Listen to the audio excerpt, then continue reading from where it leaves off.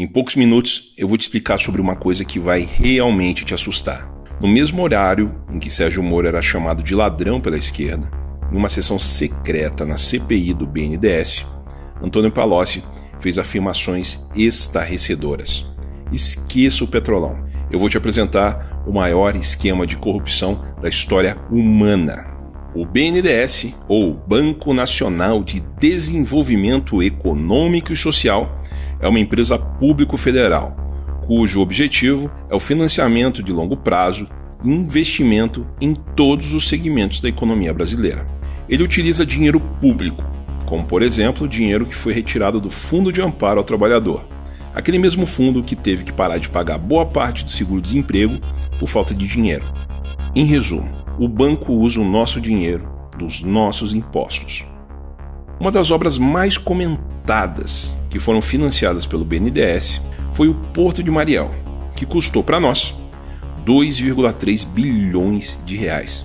Para você ter uma ideia, 1 quilômetro de asfalto no Brasil custa em média 1 milhão de reais. Com esse valor, seria possível asfaltar mais de 2.300 quilômetros de estradas ou construir mais de 8.800 postos de saúde. Ou seja, não faz muito sentido emprestar para Cuba um valor que provavelmente não será pago, poderia ser utilizado no Brasil. Mas o que Palocci, o eterno braço direito de Lula, disse na CPI?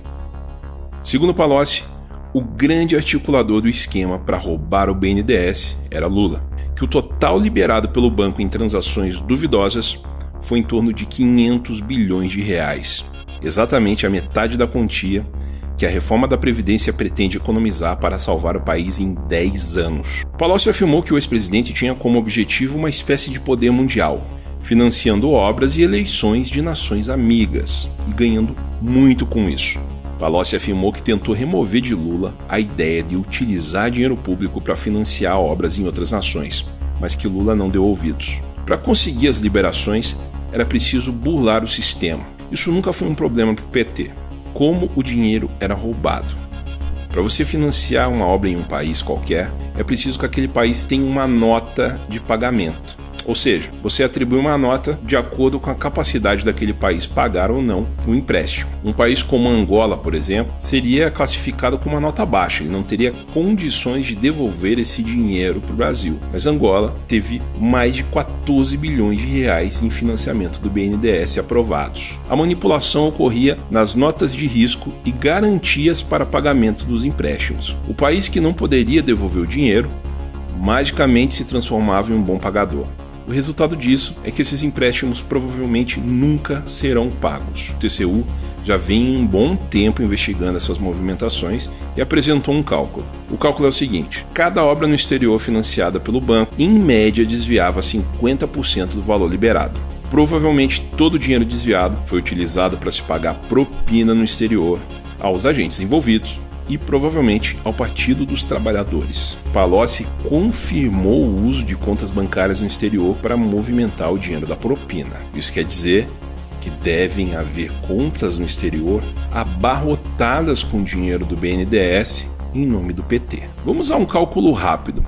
Se 500 bilhões foram liberados para países amigos e desses 500 bilhões, cerca de 50% do valor era propina, estamos falando numa bagatela de 250 bilhões do dinheiro do contribuinte brasileiro em propinas. Outra coisa que chamou muita atenção do TCU foi a liberação de empréstimo acima do valor da obra. Por exemplo, uma obra que custava 200 milhões recebia do BNDES 600 milhões. Provavelmente esse dinheiro extra também era propina. Segundo Palocci, dentro do Brasil, Lula tinha outro esporte: criar bilionários.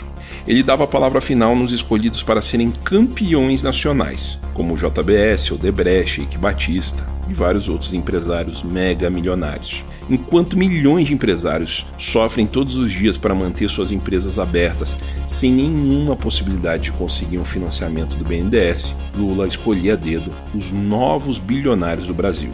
Mas, como eu disse, esse é só o começo. Algumas perguntas ficam. O desespero da esquerda em tentar tirar Lula da cadeia, o financiamento de hackers internacionais, a compra de algumas pessoas da imprensa, tem algo a ver com esses bilhões? Os empréstimos estão sendo pagos? Qual é o verdadeiro tamanho do rombo nos cofres públicos? Que a caixa preta do BNDES seja aberta e que possamos saber de tudo isso. Vamos esperar a resposta desse que já é considerado o maior esquema de corrupção do planeta.